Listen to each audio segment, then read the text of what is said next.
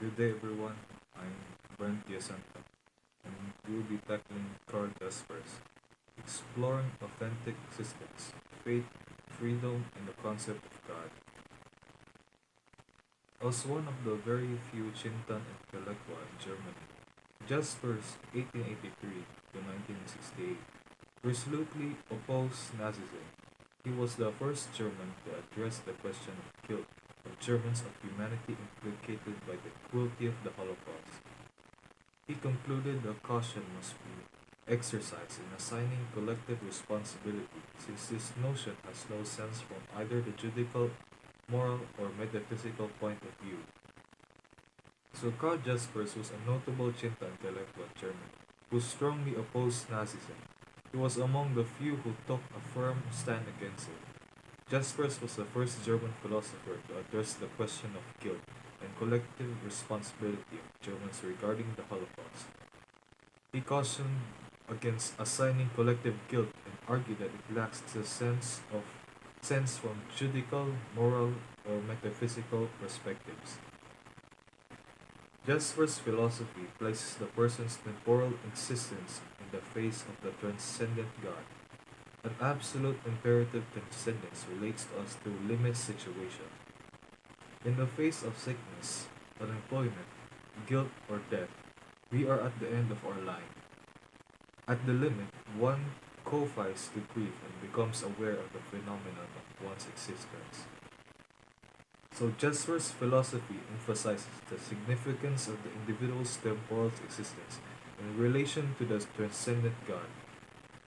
Transcendence is experienced through limit situations, such as sickness, unemployment, guilt, or death, where individuals are confronted with the limits of their existence and become aware of their own being.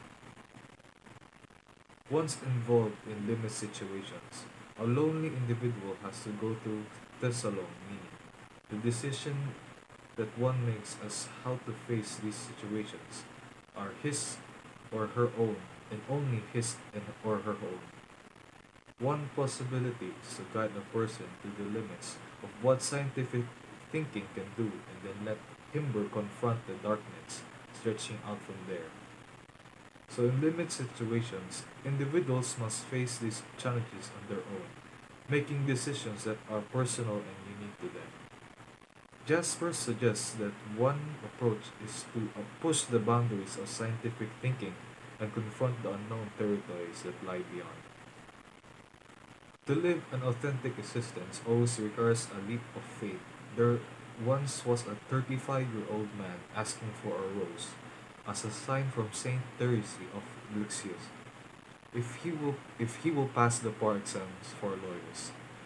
Once this man's prayers was granted, he promised to spread the devotion of praying 24 glory bees for 9 days, just like Saint Paul and Saint Augustine. The man narrates that how he was forced to accept the graces in the time of his desperation to pass the bar. Going through this experience with answered prayers and all, he was reminded through the simplicity of Saint Therese's soul how little and insignificant humanity is in the greater scheme of things. So living an authentic existence according to Jaspers requires taking a leap of faith. It entails recognizing one's own significance and embracing the simplicity of existence. The example of a man praying for a sign and being reminded of humanity's smallness is the grand scheme of things reflects this idea. Authentic existence is freedom in God. Freedom alone opens the door to humanity's being, what he decides to be rather than being what circumstances choose to make him in freedom. The person becomes aware of God as never before. Freedom reveals itself as a gift from somewhere beyond itself. Freedom without God only leads to a person searching for a substitute to God, closer to oneself usually. He himself tries to be God, Jaspers. Jaspers asks that human beings be loyal to their own faiths, without impugning the faith of others. If openness of communication is to preserve, then we must become concerned without the historically different, without the with the historically different without becoming untrue to our own historicity. So authentic existence is characterized by freedom and a connection to God.